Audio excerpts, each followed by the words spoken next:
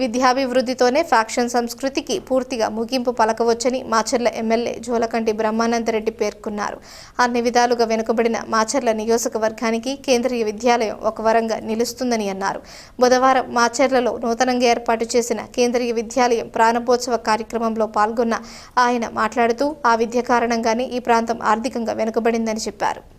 విద్యాభివృద్ధి, సాగు మరియు తాగునీటి సమస్యల పరిష్కారం కోసం నరసరావుపేట ఎంపీ లావు శ్రీకృష్ణదేవరాయలు అహర్నిశలు కృషి చేస్తున్నారని కొనియాడారు. కూటమి ప్రభుత్వ హయాంలో ముఖ్యమంత్రి నారా చంద్రబాబు నాయుడు వరికపూడిసెల లిఫ్ట్ ఇరిగేషన్ పథకానికి భారీగా నిధులు కేటాయించి ప్రాజెక్టును పూర్తి చేస్తారనే నమ్మకం వ్యక్తం చేశారు. అలాగే మాచర్లలో 250 మంది సామర్థ్యంతో బీసీ బాలికల వసతి గృహం ఏర్పాటు చేయడానికి మంత్రి సావితమ్మ గ్రీన్ సిగ్నల్ ఇచ్చారని, త్వరలోనే దాన్ని ప్రారంభిస్తామని ఎమ్మెల్యే వెల్లడించారు.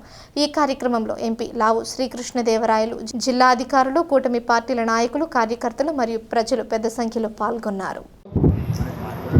మరి నిన్ననే బీసీ వెల్ఫేర్ శాఖ మంత్రిని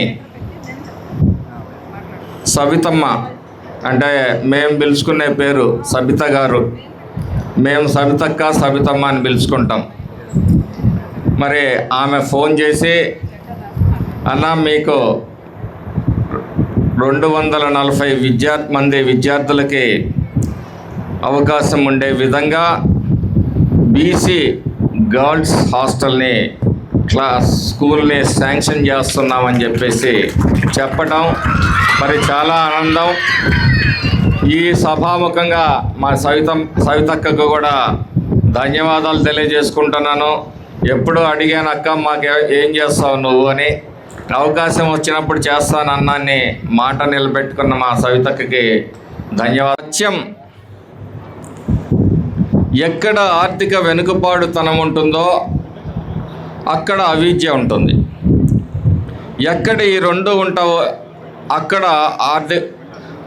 అక్కడ మరి దేశ చరిత్ర కాదు, ప్రపంచ చరిత్ర మొత్తం మీరు తిరగేసినా అక్కడే ఉద్యమాలు ఉంటాయి, అక్కడే నక్సలిజం కానీ, ఫ్యాక్షనిజం కానీ, లేకపోతే టెర్రరిజం కానీ ఉంటుంది. ఎందుకంటే మనం ఆర్థికంగా పరిపుష్టిగా ఉన్నప్పుడు ఈ ప్రాంతంలో మన బిడ్డల్ని మనం చదివించుకుంటాం, ఒక మంచి వాతావరణంలో వాళ్ళు పెరుగుతారు. మరొక ముఖ్యమైన బాధ్యత,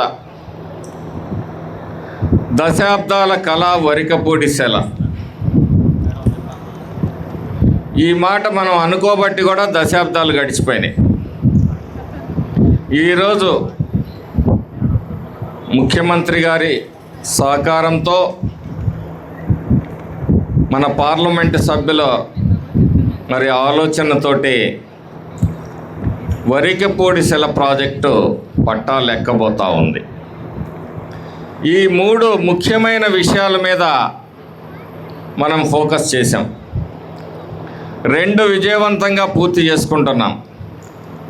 3వది వరికపూడిసెలకు ప్రాజెక్టు కూడా గౌరవ పార్లమెంటు సభ్యుల నేతృత్వంలో పూర్తి చేసుకుంటాం. ముఖ్యమంత్రి గారి ఆశీస్సులు మెండుగా ఉన్నాయని చెప్పి సందర్భంగా తెలియజేస్తాను. ఒక సంతోషకరమైన రోజు. మేము కారంపూడి నుండి మొదలు పెట్టుకుంటే